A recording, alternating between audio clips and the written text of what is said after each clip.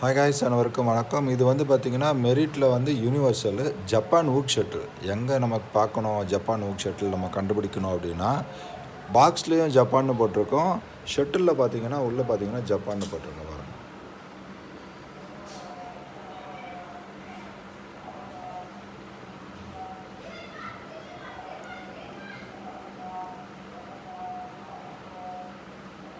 அதே மாதிரி லார்ஜாக இருக்கும். நல்லா பார்த்தீங்கன்னா இந்த சைடெலாம் பார்த்தீங்கன்னா நல்லா ப்ராடாக இருக்கும்.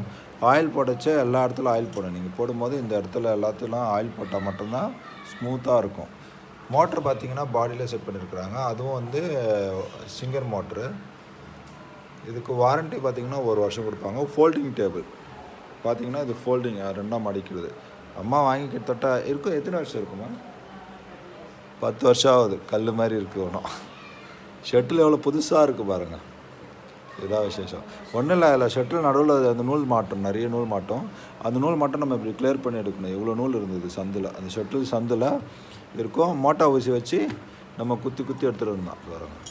இந்த மாதிரி சின்ன பின் இருந்தால் இந்த பின்னில் குத்தி ஷட்டில் அவுக்க வேண்டாம். ஸ்க்ரூ எக்கானத்தை கொண்டு இந்த 3 ஸ்க்ரூ அவுக்கக்கூடாது. டைமிங் மாறிச்சுன்னா மெக்கானிக் தான் வந்து வைக்க வேண்டிய மாதிரி இருக்கும். முடிஞ்ச வரைக்கும் அப்படி இது வந்து இதுக்குள்ளே அப்படி கீறி இந்த நூல் எல்லாத்தையும் எடுத்துட்டிங்கன்னா இந்த மிஷின் வந்து ஸ்மூத்தாக இருக்கும். ஆயில் போடச்சா இங்கே இந்த இடம் இந்த ஷட்டிலில் இங்கெல்லாம் ஆயில் போடுங்க. இந்த இடத்துல ஆயில் போடுங்க, இங்கே ஆயில் போடுங்க. இது இங்கே ஆயில் போட்டுருங்க. போட்டுட்டு மிஷினை பொறுமையாக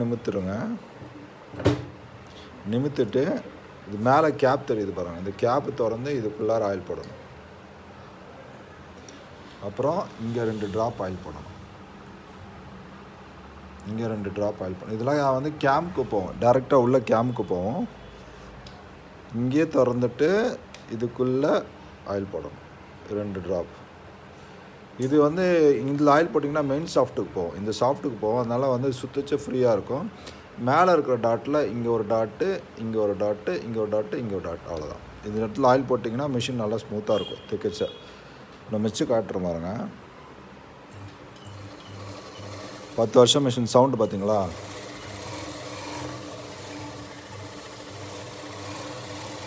10 வருஷம் மிஷின் இவ்வளோ ஸ்மூத்தாக இருக்குது பாருங்கள்.